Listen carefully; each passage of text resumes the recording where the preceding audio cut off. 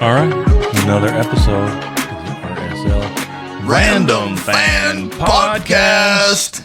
I'm a host, Frank Goebel, joined by Tyler Thomas, who is going to have to take on the dual responsibility of being the good-looking one, and also the kind of a big guy. So, all right, I'll just be kind of a big guy, and we'll share the good-looking title. Well, there's no way. There's no way I can handle that part of it. But Brent is not feeling good. So he's out tonight. He's got the sniffles or something. So we are going to start a GoFundMe for him. For the Sniffles account. The Sniffles. Yeah. Brendan Manjunja. Yeah, I've got the sniffles. 45 cents. Please. 45 cents each, please. From all of our fans. So we got a lot to talk about. Doing it a little late. We usually do it on Monday nights, but it's a day later because we needed to cool down. Yeah, we probably needed to adjust and digest all of the things that happened during the game. But why don't we get started? I will share the starting lineup. We had Rafael Man Crush Cabral in goal, and I think he's solidified that. And across the back line, Sam Junkwa, who seems to have solidified that. We'll have to find out more. Justin Glad, Philip Quinton.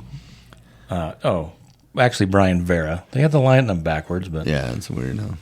Quinton was at the right back. And then we had Ojeda and Palacio. Emeka and Nelly kind of got back spasms. And in practice on Friday, Diogo Gonzalez, Pablo Ruiz, Ariath Piol, and...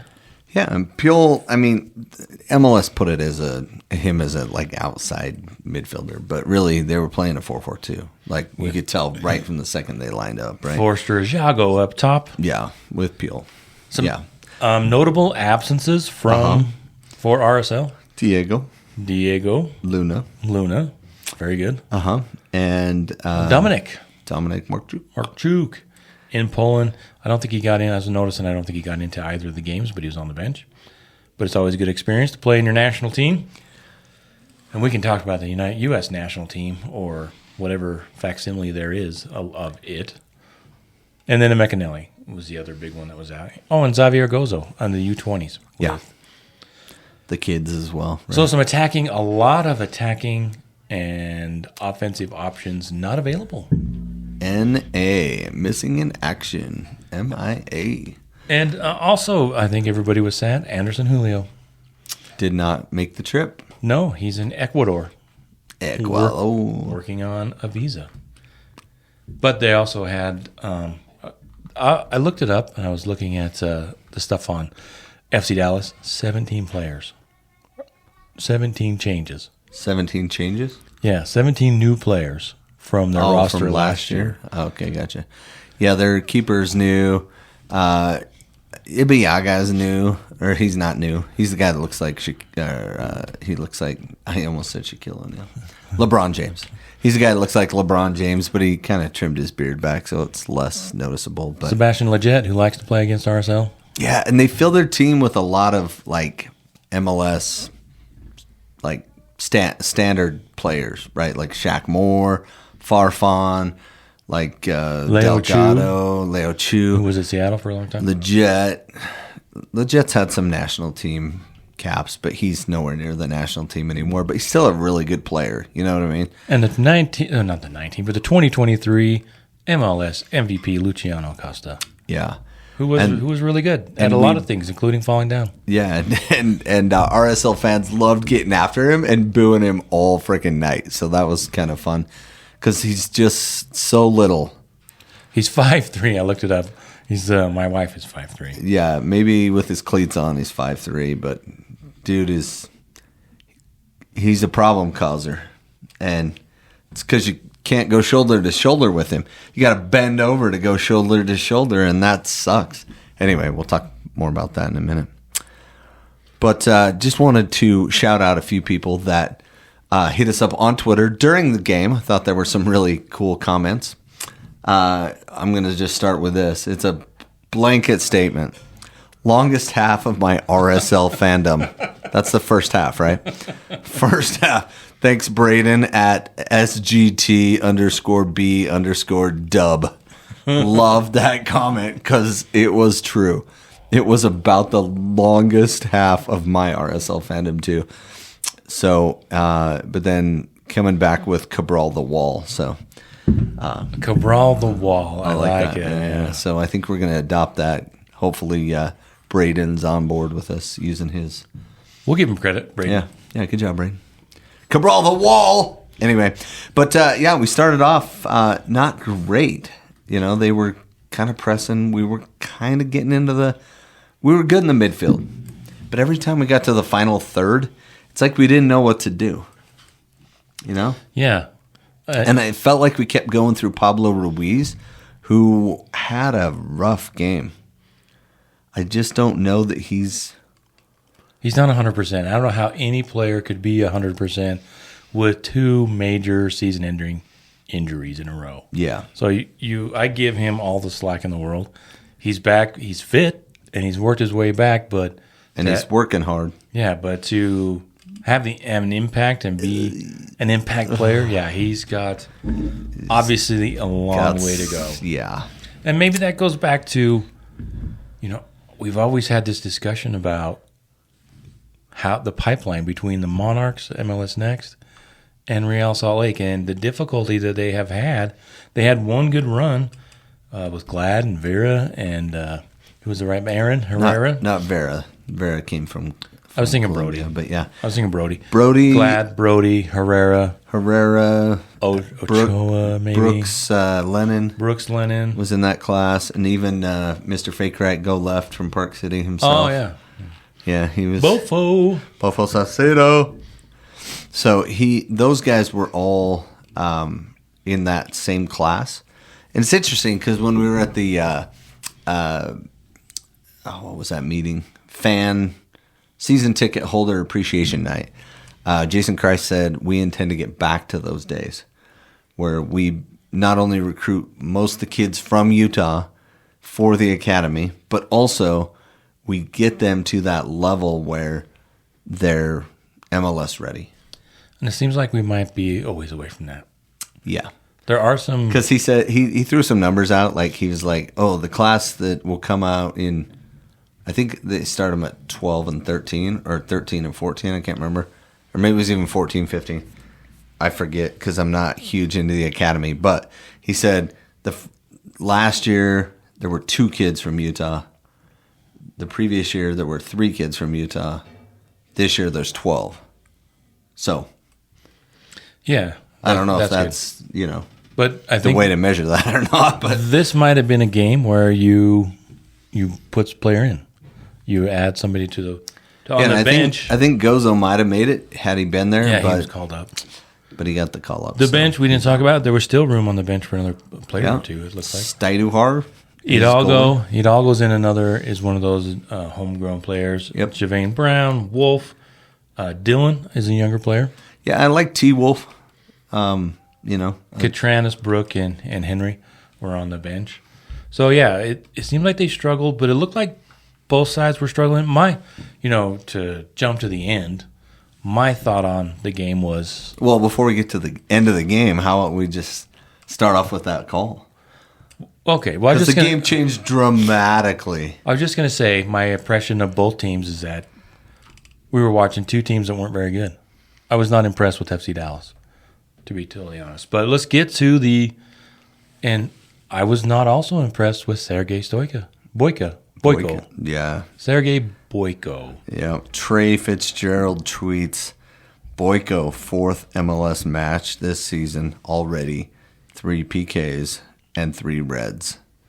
So he's a little itchy on the trigger finger, shall we say. They watched the game again, and they were talking, the announcers that was his 14th red card in 40 matches.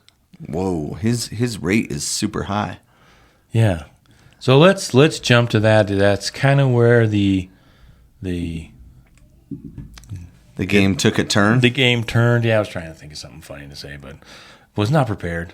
But it took a huge change in the game, and I was sitting there. My wife and I, we sat in our tickets in section 25. Come over and say hi, even though it's the family section. I guess they made it the family section on us. That's not where But It's not why you started there? No, 24 used to be the family section, but I think they added 25 too now. Oh, yeah? But 26 is extra rowdy, so it makes up for it. Okay. And we're right next That's to fair. 26. Yeah. So, yeah, so... What was it, 25th minute? 23rd minute. Actually, the foul occurred in the 20th minute. Yeah. And then they decided the 23rd minute. So, watching the game, and everybody gets irate, and I'm old, and so I try not to get too wound up because I was one of those guys that would get really wound up and just kind of embarrass myself because I was so irate. Okay. Taking out all of my world's... The whole frustration of everything you've ever felt. Taking it out during the game. And so if you felt that way, feel free to reach out, rslrandomfan@gmail.com. Yeah. And just write your feelings out. We're here for you. We're here to help. Yeah, we're here. We're So- here for you. Anymore, and maybe it's just a contrarian in me too. It's like when everybody else gets upset, like, well, I'm not going to get upset. But I wanted to see, so I pulled it up on the highlights. Yeah. And the guy and his girlfriend, I think it was his girlfriend, that were sitting next to us, and I pulled it up. It's like, he goes, yeah, that might be a red. So that was just what I watched. But watching the game again, coming home and watching the replay, yeah, I think it's for me. I think I know where you're going. So, I mean, Well, tell me where you're going first before I. there's so many problems with this play. So many problems. There's, I would say, 5 problems with this play. Okay? First problem with this play, Ojeda's being pulled back and being, pulled back. Farfan's harassing him. Farfan is pulling him back from behind. It's a super simple call. And if the referee blows the whistle at the right time, when the timing was right for the call, as soon as he lets go of that ball and turns like, what is happening? How long are you going to let him ride me down the field? One other thing to point out on that, I was watching the replay, and we spoke with the MLS official. Who was it? Who was the official? Drew Fisher? Andrew Fisher? Who did we interview? I'm terrible with names. Oh, Alan Chapman? Alan Chapman. Oh, I was like, when did we talk to that? Oh, yeah. A couple of weeks ago, we interviewed Alan Chapman. And he was talking about positioning. Yeah. And if you notice, I think Boyko was way out of position. Yeah. Way out of position to make the call. He's clear on the other side of the field, and the ball's on the right side of the field. He hadn't made... He wasn't in contact with the play, so he was out of position. And should have been a little bit more on top of it. The ball did pop out funny, and Ari was the closest man to it. And I understand the concept of playing on. I do. I get it. And most of the time, I agree, play on. However, when your guy's getting rode all the way down the field, you blow the whistle, you stop play, and you card the player that did the offense. The professional foul, whatever they want to call him now. Yeah, whatever you're calling it, right? That's you stop play. After like let's be honest, okay? If someone's riding you down the field, they kick you once, they kick you twice. By the third time you want to turn around and punch them, right? So the ref needs to realize that, and after the second or third kick or the pull or the push, you stop play. You just do. And then they're going to complain and they're going to say, I had an advantage. And I was like, I didn't like the fact that he was kicking you. And then the player that was being kicked goes, okay, I can take that as a right? Like, that's the call. He didn't even card the guy. Okay? Farfan. He didn't get it. Farfan got off with nothing. He got away with it, right? Pull him back, and he should have stopped play right there. Didn't, right? And so then the ball pops out, and Ari's thinking, well, it's a yellow, right? So I don't have to, go crazy into this challenge. I just need to kind of step over it and hold the ball till the ref blows his whistle and gives a yellow card. So he's not going into that challenge thinking anything. You can look where his eyes are looking. He's not looking up at the player like, you suck. He's looking at, the ball where he's like, I'm just going to protect the ball. And that guy was flying in. He was coming in with all sorts of force. So the force of the tackle isn't created by Ari. Ari isn't creating the force of the challenge. He's stepping to the left. So go back and watch it 3 times. And yeah, his cleats catch the guy. But if you watch who initiated the cleat to leg challenge, the guy comes up underneath and comes through him. So if anything, it's a, hey, what are we doing after this play that was clearly a foul in the other way? Like, you guys calm down, right? Like, come over as a ref, be like, whoa, calm down, guys, right? Like, communicate, like Alan Chapman was telling us. You got to come in and get involved because these guys were just ready to kill each other. And there was 4 of them right there. And they were, at this point, they're already, like, ticked, and the guys yelling at each other, and, right? Like, it's chaos. And you allowed it to happen, you know? So that's 3 things, okay? So 1 is the timing of when you blow the whistle. 2 is the yellow card to Farfan. 3 is the speed of the challenge is enacted From Delgado? by Delgado, not by Piol. And 4, then, of course, he didn't see even anything that happened. So he didn't see it at all. And then he slows it down at the you know, The VAR. The VAR, right? And so then he's taking the advice of the other guy, Daniel Radford. Yeah, which again Who's now on your list? Not yet, but not a great time for that. What I'm saying is, if he calls the foul right, or if he was calling the foul and then the second play happened, you got to let that go. Clearly, the guy wasn't injured. There was some force in the challenge, but he didn't come in cleats up at the guy. But yeah, his leg was straight because he was almost to the ground, and the guy snuck under him and kicked it. Right, like. It's not the same as lunging into a challenge and going over the ball cleats up. That's not what happened. So people that are saying that online, you don't know what you're talking about. Either you didn't play soccer, you don't know the difference between coming over the ball to attack somebody or stepping to shield off the ball, which is all he was doing, which the other guy, Delgado, probably shouldn't have even come in with that much force, but he was, trying to set a tone and whatever.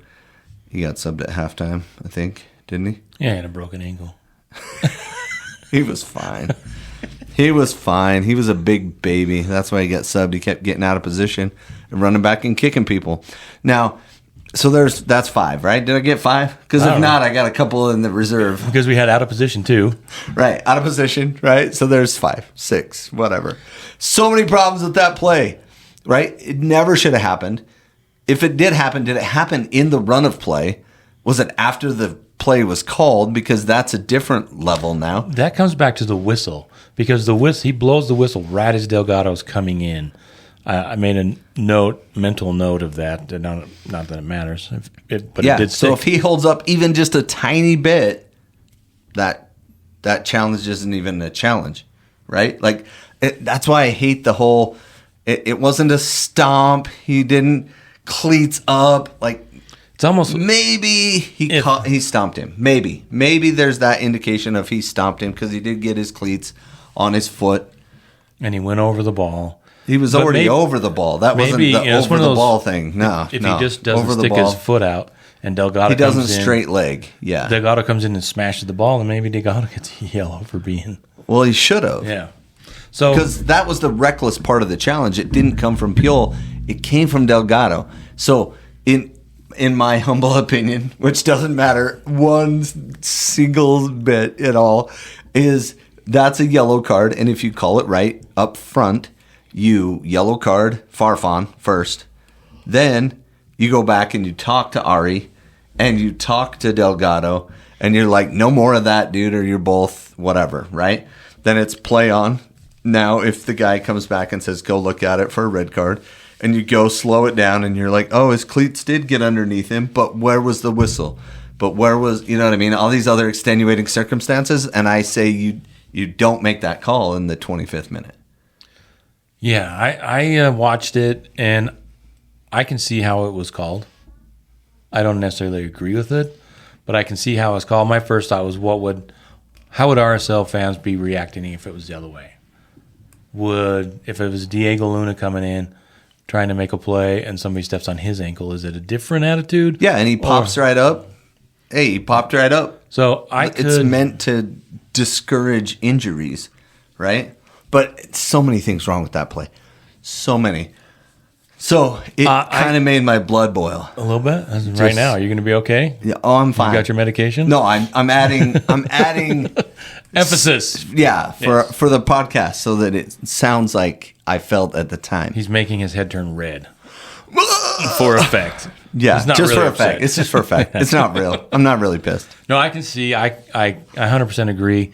It should have been a yellow, but I can see why it was called a red. And maybe RSL. And if in the run appeal. of play that happened, and he stomped him like that in the run of play, okay, fine, weird Maybe. placed foot or whatever. We'll see if this is something the RSL might want to appeal. We'll see if they do that. But it's almost like you can stick your foot under somebody's foot now and get a red card for them. Like if they turn and step big, and now everything's a stomp. Now everything's a red card. And I just think it didn't rise to that level of serious foul play. Because that's what a red card is for. That's what you write down on the book. If you're a ref, you write serious foul play. And it's not. It's not serious foul play. No, I can agree. Like I said, it should have been a yellow, but I can see why, just from looking at it, the way they look at it, I can see why they gave the red. And then I thought there was another yellow card right after that, but they gave it to Pablo Ruiz. So I don't know that I really understood that call. Well, he was a little late. I think it was the one with the head knock. He was a little late. Oh, was that the head knock one? Was it the head knock Because he one? totally deserved that one. If that was it, okay, that's fair. If it was the head knock one. But I thought somebody else got a yellow right after that on Dallas, but they didn't. Maybe it was just a weird foul. Well, no, they kept carding the RSL bench. Oh, they carded the RSL bench A couple of times. I And then they carded Pablo. was getting sent out. Yeah, and that didn't show up in the match report, in the match summary. And you get a yellow, and you get a yellow. But I mean, if you can't take a second and go calm down the bench, you just tossed out their hometown player. Like if you can't, like get a different job, bro. You know what I mean? Like this is the job. If you're gonna call that a red card, then you're gonna prepare yourself to receive hell from that bench the rest of the game. Right? And there's obviously a line, and once they cross it, they got to go. But you got to know that that's coming once that, especially that, and then, right before halftime, not right before halftime, but the penalty as well. So let's talk about the penalty. Well, first of all, the RSL, the game looked like it was going to come apart. Yeah, for a little Musa bit. got a 27th minute yellow card as well. That guy's good. I wish we had that guy. Yeah, he's one of their designated players. Yeah. But also, when was the we need to talk about Cabral the wall, because he had some great saves. Oh yeah, Musa played that guy through, and he had a one-on-one inside, like at the 6 1-on-1 with Cabral, and he put it far corner, and Cabral got it, man. The lefty sweep was on, bro. He just knocked it out too. He didn't even knock it back, which a lot of times that's the temptation as a goalkeeper, is to Send hit it back the way it and came just from. gets tapped and in. He pushed it out wide for a corner, so that was really good, right? Yeah, and then let's talk about the penalty kick, the Okay. foul. Okay, I'll ask you, was it a penalty kick? So here's the thing: it's a penalty kick on Lucho Acosta and no one else, right? Because Vera kind of gets on his shoulder, gives him one of these. I'm going to do it while you're drinking to see if you can keep drinking while I do it. Gives him one of these, gives him the shoulder biz, but it's a bump. And most people, it doesn't do anything. But Lucho Acosta threw himself to the ground. And so he makes the ref make a decision. The ball's nowhere near Acosta. He shouldn't have gone down. He's a big, fat baby. So I don't know what else to say on that, except, why didn't Acosta go down in the box? Oh, he touched your shoulder. But I think, but also Vera's a brute, so it was Vera, somewhere in there, and you can't tell based on that. So maybe it's a penalty. It's probably a penalty. I think it's a penalty. I think it's more of a penalty than the foul was a red card. How's that? That's probably fair. Yeah, Because he does come in and he grabs him a little bit, and he had no reason to grab him. There was two RSL defenders right there, and the ball was probably going out of bounds. and he grabs him and pulls him, and Lucho just goes with it. And it's just Dumb. And Vera, he didn't even. He took like an extra step and then threw himself down. No, not really. No. I think. Okay, I didn't pay as much attention to that one. But I was honestly expecting, sitting there in the game because it happened on our end, I was honestly expecting it to get overturned, and he probably maybe doesn't get a yellow, but I was not expecting it to be called. Didn't see the whole thing, through the players. But why didn't that call go to VAR? Well, that's the point that I think that it didn't go to VAR because it was kind of pretty obvious. There was enough there that it didn't have to be reviewed. It was like, yeah, he grabbed him. I guess. I think I don't know. you can see his shirt tug a little bit. Yeah. He got too much of him, and it was just a dumb play. It might be the first dumb play from Vera this year. But probably won't be his last. No, which he tends to do. His Jekyll and Hyde personality coming out a little bit. He had two this game. One of them was kind of legit, but this one, there was two defensive players in there. He just could have stayed with him or found somebody to follow. And I hate to say it, but it almost feels like laziness. When Vera just drops somebody instead of rushing back and playing good defense. Yeah, there is. Pablo Mastroeni talked about it in the postgame. Again, they need to work on box defending, and they have not improved. Maybe they have improved, but it still comes up every game. They need to work on their box defending. Now, I think Quentin's a better box defender than Vera, but Vera brings that left-footedness. So I say just put Vera out as the left back, man. Then we got three of them out there fighting for time. But, yeah, play them all. Play them all at the same time, bro. Yeah, I'm just kidding. I think Vera out there at the left would be dangerous. Yeah, put Vera at the left and then move Katranis up to midfield. He's already playing there anyway. I'll tell you this. I was surprised to see Vera back this year. He has the they mentioned that he's like Jekyll and Hyde. There's two people in there.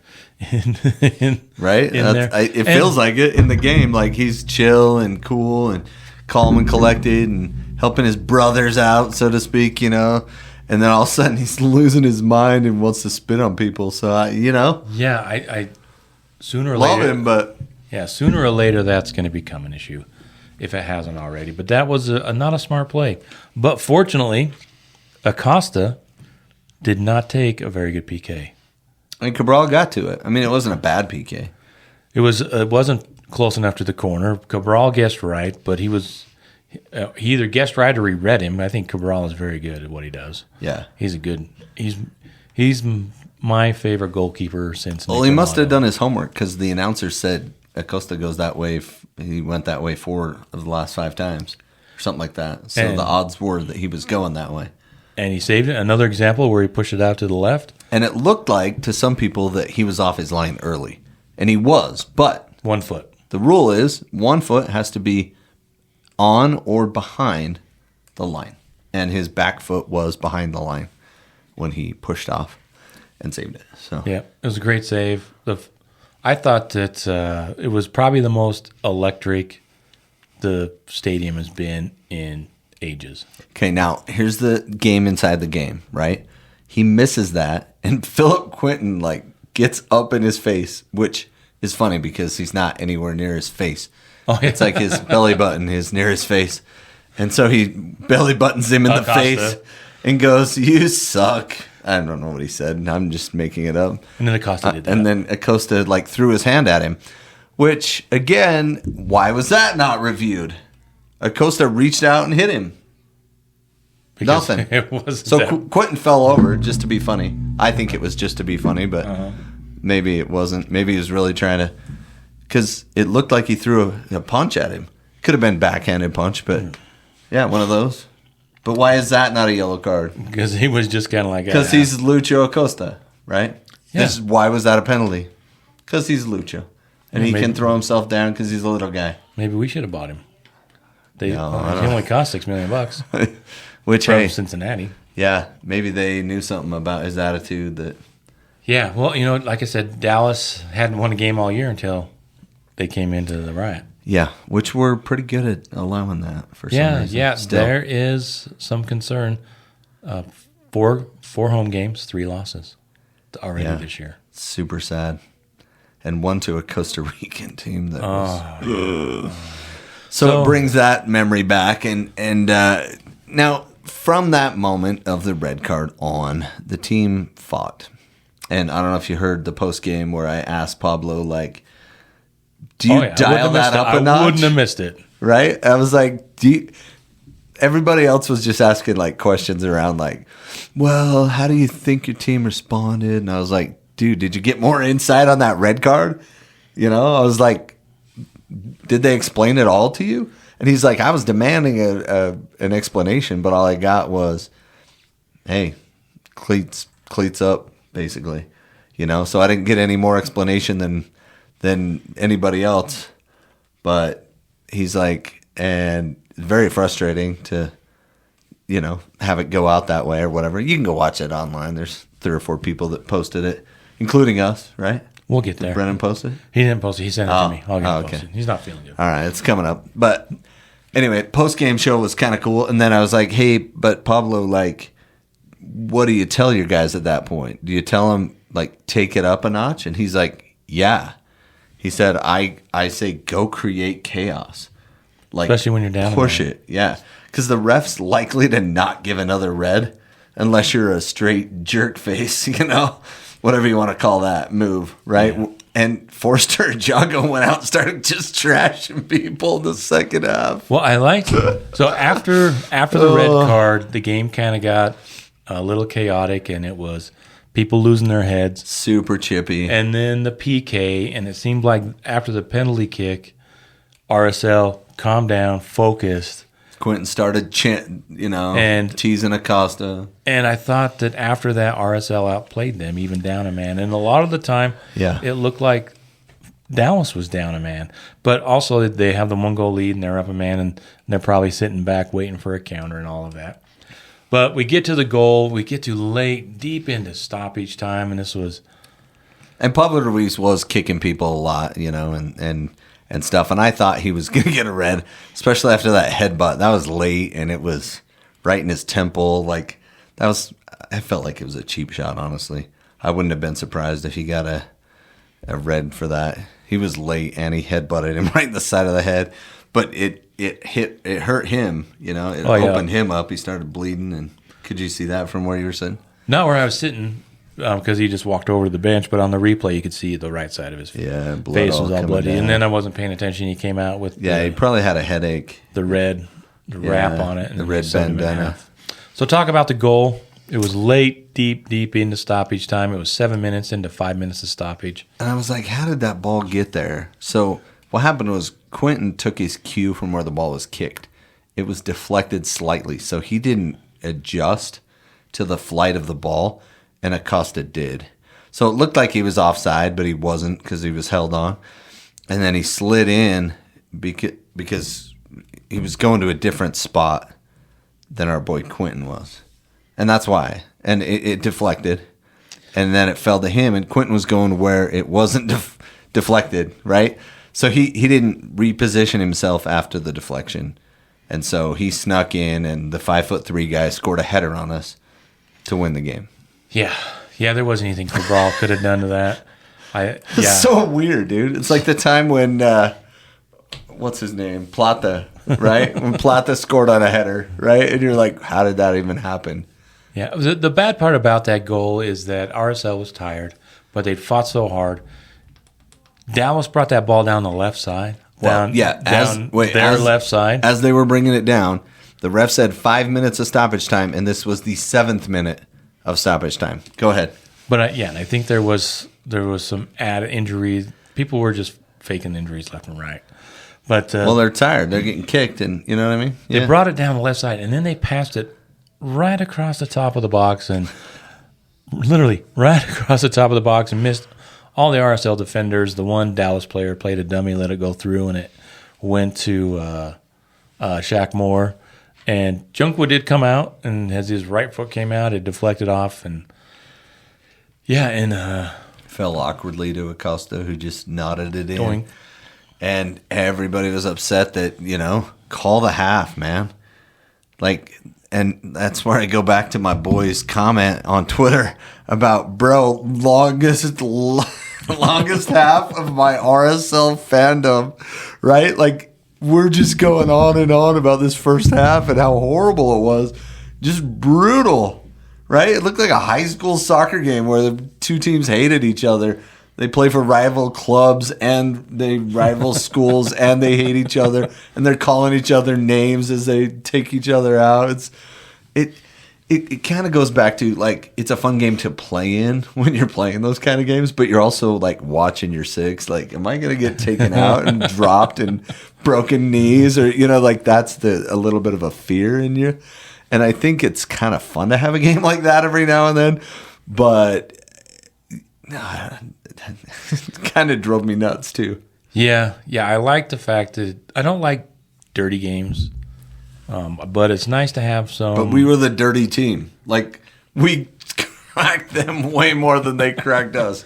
And so some of them started getting chippy in the second half, but we'll get there. So we get to halftime. We're down 1-0 after, and that's demoralizing. That's any game, let alone down a man. So who's your orange slice then? Orange slice got to be Cabral. For halftime, yeah. I give it to Cabral. 2 real good saves in the first half. Yep. Yeah, and the penalty save, he was all over the place. Yeah, and you know what I love about him? He has great distribution. He drops the balls right on the player. Yeah, he missed a couple, but more often than not, he does. He puts it right on him. Put it right on him. And I like the fact that when he gets the ball, he is ready to distribute. Yeah. He's up there. He wants to. Let's go. Let's go. I think RSL. I would love to see them pick up their pace of play. It's tough when you're down a man. They were all gassed by. But in general, I would love to see them play just a little bit more quickly in a lot of ways. Kind of like, I've just used San Diego. They had a great game against us. I don't know how they're doing. I mean, they're going to come down to earth at some point, but a lot quicker decision making. And I like that. So we go down one. Mine was Cabral.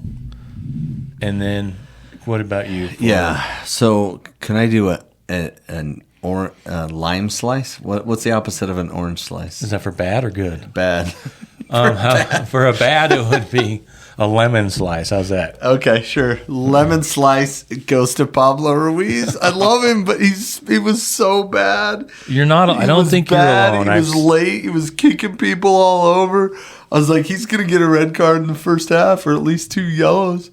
And he was poor in distribution. He couldn't get past. He didn't try to take anybody on. And like that's the beauty of our wingers. Our wingers are supposed to be able to isolate against somebody, take them on, and try to beat them off the dribble. That's a lot of what our offense is predicated on. And he doesn't have that in his skill set, or he doesn't feel confident enough to do it. Well, do you have an orange slice? Because I have a lemon slice too. If we're going to do that, okay. Do your lemon slice, and then I'll do my orange slice. Diogo. I am trying to like Diogo, but I kept. I love that. I love that approach. I'm trying to like him. It's just so difficult right now. The thing about him is this game was calling out for someone to take control, not necessarily of the game, but of the team, of Maybe what the team, the ball, what RSL needed to do, someone to direct traffic, someone to be there, and he just can't. He can't do it. He won't do it. He just disappears. This team is, and he's your designated player, Luciano Acosta. Man, they play different. They have different roles, obviously, but they're roughly the same position. Yeah, roughly. I think Diogo was brought in to be a 10. Yeah. Right? And kind of do what they do, and he's not. A distributing / scoring forward, which is what Acosta does. And I think of the person I kept thinking about was Kyle Beckerman. And you could even throw in Javier Morales. Somebody was in there directing traffic and leading. And there is a deficit of that ability in our team right now. Nothing there. Nelly does a good job. He might have been a big factor in the game with him out, but he's still a long way away from a Javier Morales or a Kyle Beckerman. And I thought it was interesting how like Palacio was like losing his mind at the ref right when they scored, right before halftime. He was screaming and yelling at him about the time, because it was 2 minutes after the 5 minutes.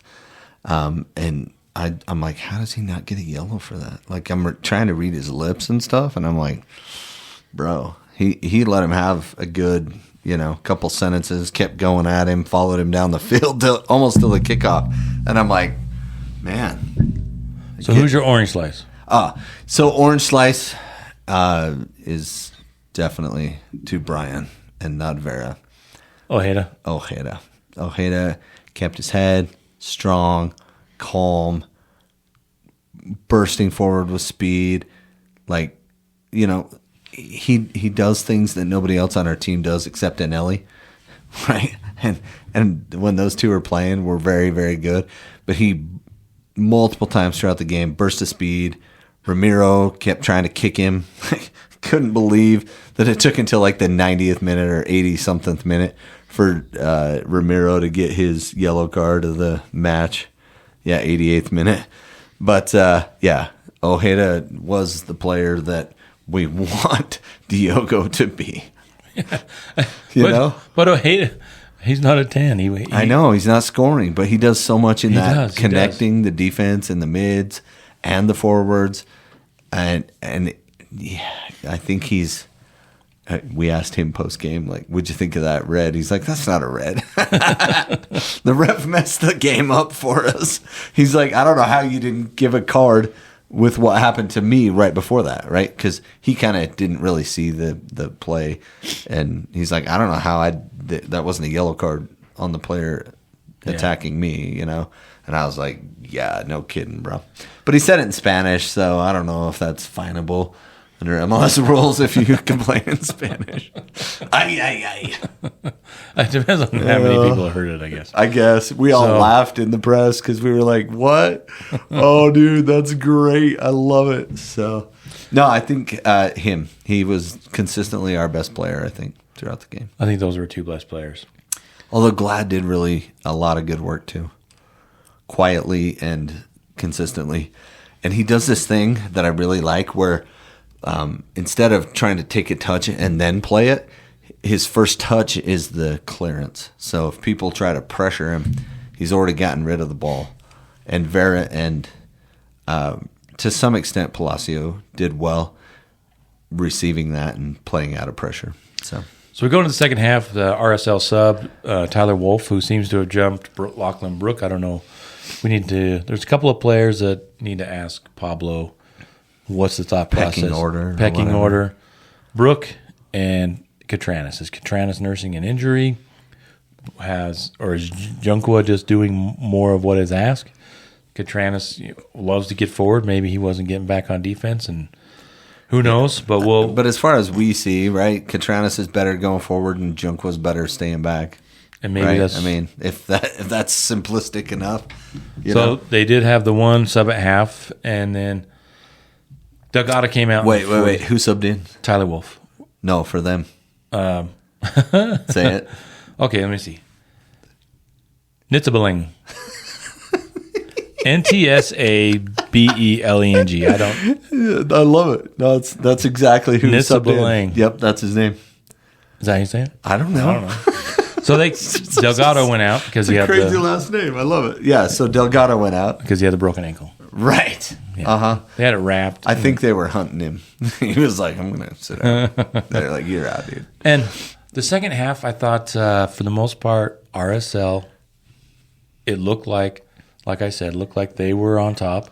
They were pressing. They had the right attitude. They were playing well. They just... And we're missing in stark contrast to years past when we would just park the bus and sub in some random midfielder to play center back and go to 17 in the back or whatever stupid formation we were doing, right? 5 in the back with 3 center backs. But Pablo did say that, like, when you asked him the question, he's like, wait, we didn't want to die on our knees. I told him, go after it. Yeah, go I after love it. that comment because that's what everybody quoted too. And I was like, hey, I made him say that. I mean, I invited him to say that. And that's what he said. We don't want to die on our knees, right? And then the 66 minutes, Catranis came in for Junqua and also Brooke came in for Palacio. And by all accounts, people were impressed with Brooke. He came in and he had a shot. It was like in the 71st minute, if I remember right. With just a laser off his left foot. Yeah, as soon as he kind of hones that in just a touch, he'll be what Pablo Ruiz was. Probably. Remember when Pablo Ruiz could shoot from distance? Remember that? Yeah. Remember when that was a threat and people were like scared of it and he could do it? I don't know and where it went, it kind of got chippy. Ajago. It was chippy all the time. Ajago got a yellow. I think it was his 7th foul or something. And then Farrington got a yellow for them. Knockover. He was just knocking people over. Oh, Farrington. Here's the other one. This is the other dumb play by Vera. So it was a nice shot. It was a grid save by Cabral. Knocked the ball up. Vera's on the end line. He heads it over, and Farrington comes in and plows him into the net. And then Vera gets up and pushes him in the back. And again, if the referee is on top of it, if the ref comes running over and yellow cards Farrington for that cheap shot, he doesn't feel like he has to defend himself because the ref took care of it. Yeah. He got his justice already. It's done, right? And Vera can just play on. But instead, he gets up out of the net, looks over at the ref, and the ref's not walking towards the guy to give him a yellow card. So he's like, all right, well, I guess I'm taking this into my own hands. And there's this weird thing in soccer where you can push a guy and not get a yellow. But sometimes you push a guy and you get a yellow. And it's all just, whatever. The game. Sometimes during the game, I've seen guys run over, 2 hands, push a guy, knock him over, clear him out, nothing. Have you ever... No stop and play. Sometimes the game is stopped. Sometimes on corners they do this. They just run up and shove the guy to the ground. And it's like, dude, is this a yellow or is it not? Well, it is sometimes. Sometimes it is, and sometimes it's not. That's stupid. I love some of the old highlights from the 70s and 80s. Have you seen that? Where the guy, there's one where I think it was a Manchester United game, and the guy just punches the other guy in the middle of the field. And the ref comes over and dusts him off. I don't think anybody got a call. He's like, calm down, guys, calm down. And they just went back to playing. We don't want to get back to that. But, no. Then Quentin, what did Quentin get his yellow for? Oh. Quentin, I should have given him an orange slice for the play of the game. Yeah, what was that? That was when he just wiped out that guy over on the wing. Oh yeah, he just kind of wiped him out. Well, he kind of took a touch, and it was their center back. He wasn't really a threat to go on goal. But this is one of those times where I think it's like, okay, I can run him down 30 yards, or I can just wipe him out and take the yellow. And Quentin's like, taking the yellow. Yeah, it was. I think it might have been the highlight of the game. I think a lot of people cheered that one on too. Then I think he kind of chuckled to himself as he was walking back. And then Henry, the center back / right or left back / right back striker. Now striker added to his resume. Comes in for a Jago. Just don't put him in a keeper, right? And, I've heard people say, I know he was in the right places, he was doing the right thing, but you can't expect him to make the right run. You can't expect him to get a striker's goal, you know what I mean? Yeah. Maybe a scrapper's goal, but, he wasn't coming in to strike on goal, but... and then... but he fought hard and knocked a few balls down, and we got a few chances off of it, so he didn't play poor. And then... the rest of the game, Dallas was working on getting yellows. Yeah, then they started just knocking us around, and Ramiro got his well-deserved yellow. I think he was on his 6th foul or something, too. And also, Cabral also had a brilliant save from Leggett. Ball slicing down on the ground. He got down to his right and pushed it around. Leggett hit that quick, and he hit it true. That was going right inside the post. And Cabral got down and pushed it out. That was a sweet save. Kept them in the game. That was about the 74th minute, if I remember. Somewhere in there. It was in the 70s. It was still early. Well, and Dallas had quite a few chances there right around that time. And then RSL kind of wore out. Yeah. But they fought hard all the game. I thought you were going to say Fajardo the whole game. Fajardo. So how many subs was that? One? We had 4, if I remember right. 2, 3, 4. So in a game where we get a red card, we don't make all our subs. Well, looking at the... Right? Like what? I looked at that, and I don't know, who do you bring in? Well, here's the thing. Stadahar? We need another striker. If you're thinking like... Who do I bring in to score a goal? Maybe Hidalgo instead of Brown? No, really no one on the bench is that person. Hidalgo. He's had some assists. T. Wolf, he's most striker, right? And so he was the sub at halftime. So you had... But once he's in and Brooks in... You had Dylan, Brown, and Hidalgo. Those were the 3 other choices. And at least throw Javane in there for speed, right? Yeah. Put him in and I don't know. And isn't Dylan a midfielder? I thought he was if he's a striker, midfield / attacking player. He is on the Monarchs. So, what does it list him as? They have him down to midfielder. Yeah. So he was, again, not your guy to come in and strike a sweet ball like we kind of hoped somebody would at some point during this game. What about Axel Kai? Axel Kai Kamara. Yep, that's him. We're going to start calling him that because he's just as useful as Kai Kamara at this point of his career. I would take Kai Kamara over Axel Kai. Oh, yeah, me too. Anyway. But yeah, he's kind of on his way down. Over to the stats, though. Wanted to highlight one stat for you, Brandt. Yeah, would you shots on target. You see that? I almost said something naughty. That poor stat there. Shots, 15 for Dallas, 11 for Real. Shots on goal, 5 for Dallas. 3 for us.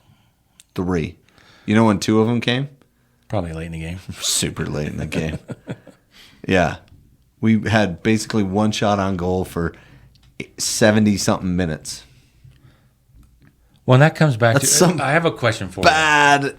Bad offense. Yeah, and I was thinking the same thing, bad offense, but I was also wondering, where has our midfield gone? Obviously, maybe we just didn't have anybody in there. Center defensive mids are good, but as soon as we get in that final third, we lose they got what so we're doing. Caught up going around the left, yeah, playing out the back, down the right, but we haven't really played through the middle, and maybe that's the case because we didn't have Luna. Already got subbed out. Luna was out. You know, right? But I think I would love to see us. I get it, but man. I mean, you don't have to play that way all the time, but it seems like if we kind of forced our way through the middle every once in a while, open up the wing. But variation of service. Yeah, variation of service. So that would have been nice, but it's tough to get it when you're missing some really good players. And then lobbed in hopeful crosses, 9 for us and 8 for them. That's not too bad. It's a lot better than it used to be. A couple seasons ago, they were 20-something crosses and just like, man. Offsides, 3. Those have really gone down. They only had 2 because Anderson couldn't get back from Ecuador. Right. He was the bonus. Expected goals. This kind of maybe show how tough that RSL's defense was. 2.4 for Dallas. For Dallas. And so for Cabral to only give up 1. Really good. Yeah. But ours was 0.6. That's what I'm talking about. I like that stat because it shows like the quality of your chances. And there's been some games this year where we've had 3 and we've scored 1. But we were 0.6. We did not create great chances going forward. And like our DP played almost the whole game, didn't he? Did he play the whole game? Yeah. Yeah. So like 0.6, bro. Like even on a bad team, you should have 1. Yeah, 1? We're not even 1. We're 0.6. We're barely above half a chance. Half a goal. That's all you need. Like, you only need half a chance. What you're saying is there is a chance. We only need half a chance. No, I tweeted in about the 43rd minute. I tweeted on our account. I was like, dude, if we get anything out of this game, it's going to be a small miracle. And it almost happened. We almost pulled it off. We just didn't have really any good chances throughout the game. I think Lachlan had that best one, that ping shot from the top of the box. And if he could have stuck it in either corner, which that's a hard shot to do. Sure. It was a little high too, I mean. Yeah. But it was a freaking laser. Yeah. If he could have pulled that down just a little bit, stuck it to either side, that would have been great. But yeah. Not a great offensive output for our. We're 5-6 games into the season, right? 2, 4, 5 with MLS, right? Yep. And 2, so 7 games in. 2 with the CONCACAF. And our designated player is nowhere to be found. He's had some better games. Well, he has a goal. Like in Houston, he got that goal in the first half. Yeah, but one game. But and obviously he hasn't played a season worth with us, so you got to be patient. But just watching him, I don't see him as a guy that wants to. He doesn't want to have the spotlight. He needs two other players around him that he can work with and complement. He's a complimentary DP. How's that? Yeah, and we don't have the alpha DP, right? He's the beta DP, and there is no alpha. So that kind of sucks, unless it's Luna, which, All right, so have we beat this game to death? Kind of pretty much. The ref, I was going to grant you that this was a game where you could argue that the ref didn't necessarily cause the loss, but had a greater impact on the game than was necessary. Yeah, I agree with that, but I would say that it's even more than that. I would say most impact of a ref all season, for sure. Well, in the last couple of seasons since we've been there hasn't been a ref that was that out of sorts. There was the one game where what's his name had I think both teams had like 15 cards before halftime. Remember that? Yeah. And he lost control of the game because he started pulling yellows out early, and he just had to keep doing it. So that was probably the last game where it really had an effect. So 1-0 loss. There RSL. we sit. Yep, 2 wins on the season, 3 losses, -4 goal differential in 11th.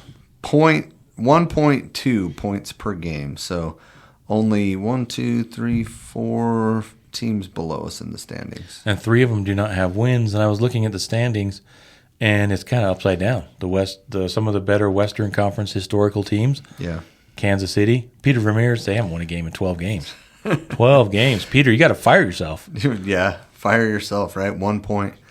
And then Vancouver is sitting on 12. Which they finally lost. They finally lost. And Austin won and LAFC, so those 2 are 9 points. And then a bunch of 8-pointers, a couple 7-pointers. We're sitting at 5. Or 6, sorry. Yeah. 6 points.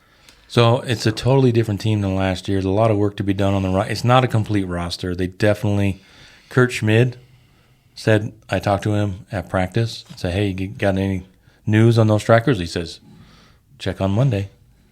And then it was just his birthday. Like we're supposed to get him some. So I took his card back. I was gonna run it down there to him, but I said, no, if you're gonna tease me like that, you don't get a birthday card. That's funny. So yeah. And even had like flowers and had it was really pretty. But here's the best part of RSL not having a great game.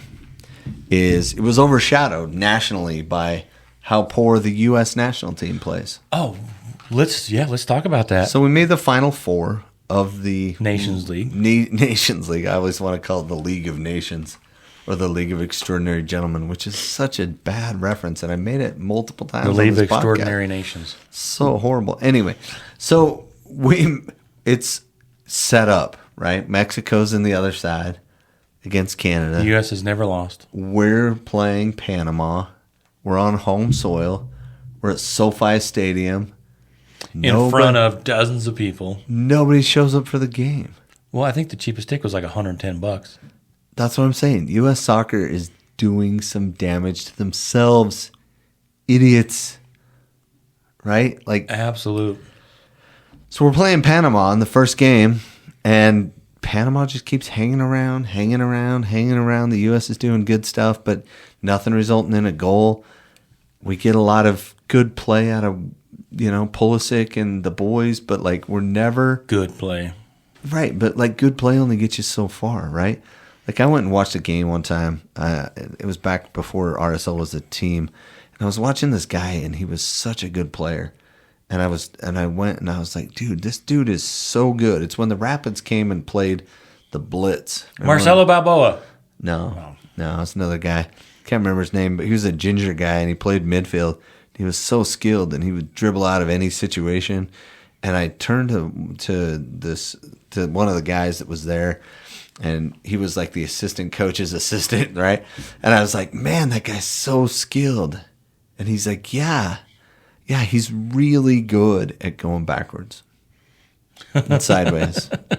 He's so bad going forward, though, right? He would just dribble he was like that game where you play at practice where you just keep the ball away and just dribble wherever you want on the whole field. That's what he's doing? He's winning that game. But he's not winning the game, which is score goals, right? And so it just reminded me of that when I was watching that game, and I was like... I watched both games. So sad.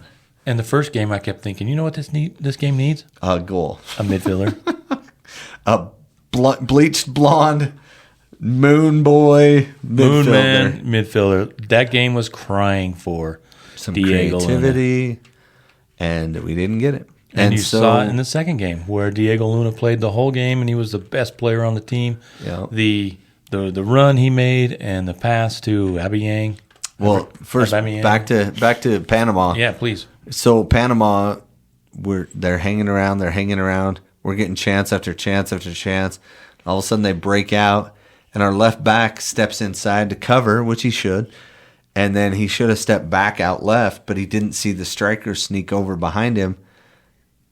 But you go back to your position. Talk about lazy. Yeah, he should have hopped back out wide, and instead the ball got played out wide. He took a touch, had a shot, and put it just inside the post. It was a great shot, but Matt Turner should have covered it, and Tony Miola ripped him up and down for missing that. That's an international keeper level save that you save to keep your team in the game. But he scored, and then he went and celebrated with Thierry Henry. Did you see that? Yeah, I was watching that. That was crazy. He's like, "You're my idol," in Spanish, Anyway. So, yeah. Crazy. And then Panama wins 1-0. And so we go to the third place game. And Diego Luna played the whole game and is another case of, well, Canada played really well. And Jesse Marsh is a good coach, but he's a little demonstrative. I thought he got tossed. He got tossed on the second call. I missed the first one, the penalty call on the first one that they were all upset about that he got a card on. And the second one was just a dive. I mean, didn't even touch him. Yeah. And that's when he got irate and got kicked out for effect. But Diego Luna was the best player on the team. And I really am disappointed. These guys don't care. That's players, what it feels like. These U.S. men's players do not care. They have no pride. And they should be called out for being so bad. And Gio Reyna, I mean, that guy, just what's the deal? Oh, man. What's the deal? It's like super talented, but if you never apply your talent, it doesn't matter, right? Yeah, these guys. It's like Winger. Winger used to say this all the time. I was never the best player on my team, but I was always a player that would give 100% all the time, all out, never stop. Never back down till the final whistle. These guys never have to fight for it. We don't have that guy. They don't have anybody that wants to fight for anything. Right. I thought Tyler Adams was going to be that guy, and I love that guy, and I want him to be that guy, but he's not that guy right now. Let those guys go play in Europe and fill that team up with MLS players that want to make a difference. Exactly. Get throw some USL players in there. Who cares? Who cares? If they're going to play like that, if they're going to fight, then go play. Go play for Milan. Because Panama should not beat us. No. They have two guys on their team they shouldn't beat us twice in a row. That are, at best, MLS All-Stars. Yeah. At best. And the rest of their team is, Coco Carrasquilla. And then that other guy. Yeah, I was totally disgusted with. And we should have scored 3 times. Yeah. Easily. But that's the problem, is the old days, like the Kobe Jones, Frankie Hayek days, where you just kind of had a surfer dude that came in and played soccer, right? Like, those days are gone, man. Well, also, those red, guys, white, and blue, like, draped in the flag. Like, there's not that connection right now. When Dempsey, and Donovan, and even, the Tim Howard, when those guys got an opportunity, they had to fight, too, because they're like, oh, here comes an American. These guys suck. Yeah. And they had to prove themselves over and over and over at every level. The guys we have playing now, they're good. They might be better, but they've got no heart. And that's why we didn't qualify for the last World Cup. Well, not last one, the one before that, but still. Yeah, and still hurts. Luckily the World Cup's here, because we wouldn't qualify. I don't know, man. They have the expanded number of teams in the, Pochettino needs to really light a fire. And I think he kind of mentioned that after the game. They're like, well, and he did play 3 MLS guys. Arfston played left back, and he was, And we talked about the goal from... Some of his naivety was on display as a defender, but he played to his level, you know what I mean? And he has a higher upside. And then Luna played lights out, and then Aubameyang, the Charlotte guy. Yeah. However you say his name. Well, it was a great goal because They found Luna. He makes a lovely run. Yeah. And he had a shot. He kind of bobbled a little bit. And then he sees Aubameyang coming. Yeah. Set him Just up nicely. Perfect. And Well, and he barely scored. Like, it hit the guy and went in, right? Like, he hit the under leg or something. Anyway, it was still In the lucky to five go hole. in, but he should have just put it in the corner, which would have been fantastic. But, yeah, man, the MLS guys combined to score the goal. So, yeah, it says a lot. That there's a lot. We'll see what happens in the Gold Cup, but they got a lot of fire into these guys. You can say, hey, if you don't want to play, don't come back. Don't accept the call. I think that's what some of the, Dempsey and those guys were lighting them up. Who was the other? Donovan. There's another one. Dempsey. Who's on the Tim Howard. on the call with on the desk? With, Charlie Davies. Yeah, there's some of them. Yeah, just ripping them, Yeah, he and was they on should there for Panama. because that's. Yeah. I think about Kyle Beckerman, what he had to prove, and because he wasn't in the game, they ended up losing. Not that he would have made a difference. Might have turned out different in RSL, but the men's team might have made it to the next round, the Final Four, or whatever it was. Yeah, Belgium. So, bad news, good news. Oh, Time for the Come On Crawley update. what? Yes. Did you see the video I sent you? No. So, I mean, I did, but Yeah. tell. Okay. Pray tell. Yeah. He's back. Who? Scott Lindsay, the Who's Scott maestro. Lindsay? The guy that saved Crawley Town from relegation Last time. 2 seasons ago. Yeah. Came in and turned things around. He's a no-nonsense coach. Like the first thing they went like 16 practices before everybody showed up on time. The first time. That's how much disarray there was in. Then last season, stars aligned, we ended up getting promoted. And then the first few, whatever happened in the first few games, we were in 5th place after like 3 games. And then he decided. Somebody came and bought him or something? Well, we did end up doing a huge yard sale and got rid of all of our players. A car boot sale, I guess that's what they call them over there. Okay. And got rid of all our players, and there was some acrimony or whatever. But he decided to go to the MK Dons, and we ended up getting Rob Elliott from Gateshead, who won a couple of games out of 30. Yeah, a lot. And so Lots of losses. they last week, the week before, they fired. They fired him? Yeah, they fired Rob Elliott. But a couple weeks before they fired, MK Don said, "Oh, you're not working out, Scott." So he said, "All right, pay me, I'm gone." And everybody's like going, can it be? Would they really bring Scott Lindsay back? And one of he does the podcast on the Simply Reds podcast. Is that the Crawley Town podcast? It's the one. Yeah, it's one. The Crawley Town podcast. Besides this one, and he says there is no way if they sign Scott Lindsay, I'll get a tattoo of Preston Johnson's beard on my leg. And literally, it was like, it was hilarious because like on Wednesday or that day, they had an interview with their interim manager that they brought in. Yeah. And the next day or that night, they hired Scott Lindsay. Scott Lindsay's back. So it was brilliant. I saw this stuff like at 5 o'clock with the video and stuff, and I'm like stoked. And then that's like midnight. They put it out there at midnight UK time. So Wow. everybody was waking up with what? So Scott Lindsay came in, had the team on Thursday, practice on Thursday and Friday. Yeah. And they looked like a totally different team. They were at home against Bristol Rovers, who are Bristol. They're good. they were in 14th place, and we're way down there. And we had just had a brilliant goal go up 1-0. We should have been up 3-0 by halftime. And then they just played solid defense and fought them off and ended up winning 1-0. Nice. So we are 9 points. It was nice because Bristol is the target. That's who we were trying to take out. Yeah, they're in that last The position. Rovers? What? They're 12. We were 12 points behind them. Now you're 9. We're 9 points behind them with 8 games to go. Wow. So they also gave him like a 3-year deal. Wow. So even if you get dropped. So I think Scott maybe says, you know what, this is where I want to be, and regardless of what happens, I'll be there. I'll get you guys promoted again.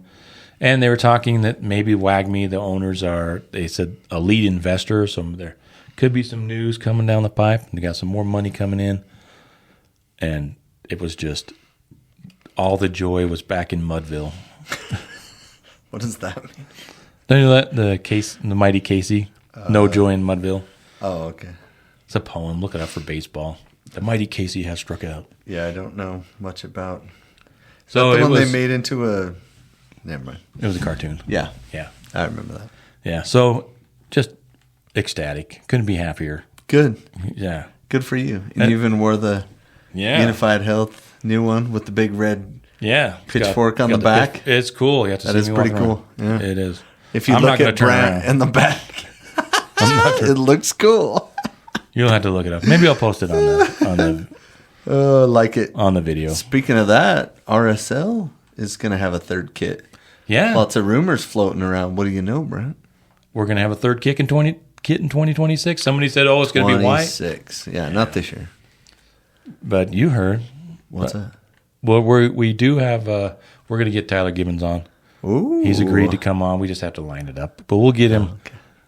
Kind of looking forward, Get him nailed down. He's been, he's been talking with everybody else. So we didn't want to just I think my thought. We want to let the Tyler Gibbons stuff calm down. Then we'll grab him. Right. Yeah. We don't want to be too controversial. Yeah. We'll grab him. We'll get him when he's cooling off a little. Yeah. No. My take would be black with yellow, kind of like this combo here, but this is a little greener. The goalkeeper jersey from last season with the black, lose the carrot, but keep the bright yellow, black on yellow. I think that'd be a cool look for us. Yeah, I agree. Yeah. Anyway, so we'll see how it goes. Or you could even do the stripes, one of each of the RSL colors: cobalt, claret, and what do you call the other one? Victory gold, or is that back pyrite, in the day? the pyrite one. Yeah, whatever that is. So that's exciting. Got things to look for. We'll wait for somebody to leak it, and then we'll see what happens. Maybe we'll leak it. Yeah, we'll work on that. Yeah, we'll get on. Anyway. Sounds good. So RSL is going to play Minnesota. Minnesota is a much better team this year, so it's going to be an uphill battle. RSL is struggling. We'll see. In Minnesota, where we love to lose. Yeah. It started off years and years ago where we went up to Minnesota. In the U.S. Open Cup? The U.S. Open Cup. And got slaughtered. We lost like 7-5 or something. I don't think it was that. But it was like remember. like 6-2 or something. It was a lot. And then we went and signed the guy that scored all the goals on Melvin us. Tarley or something? That was the Caribbean guy. Yeah, no, he didn't do anything. Gene Alexander. Yeah, he didn't do anything. I got there. I liked him. He was a tank. Jean Alexander. He was a tank. He was a tank. He was tough. All right, so we made it through. Tyler, you did a great job. You did a great job. Thanks. You did a good job too, Brandt. Well, I was going to say, you did a great job with carrying the good-looking part of the podcast. Well, and we're both complimentary to each other. Brennan's the one that brings the sarcasm and the little bit of a bite. Yeah. We just like each other. So 2 negatives. Make a positive. But please, follow us on Instagram. Follow us on Twitter, wherever you get your social media. Subscribe to YouTube. Go to goals.tv. Subscribe there. We're putting out more content. And we've got more coming, so good stuff. Thank you for listening, and also if you like what our reports on the game, let us know. Yeah, give Brandt some thumbs up. He's very insecure. Give him a like and a thumbs up on the socials, especially. No, I'm not. Facebook. Well, I don't. Wherever it is, I put it out everywhere. Twitter, everywhere. But just curious if you like. That's why I didn't say my name. Oh, Brandt writes all that stuff, guys. He's a stud. I'm not looking. If you like his writing, please like and subscribe. He's not looking for it, but I'm looking for it for him because he puts a lot of effort. You're so kind, and it's really good stuff. So, or read it, like it, or I could be like Brandon. Share it with Tell me friends. What you don't like about it. There you go. Highlight, edit, and send me your edit. I put this into ChatGPT. Here's what it said. It said you have too many run-on sentences. Yeah, you don't know. Oxford, comma. Yeah. Anyway, thanks for listening. Have a good one. See you.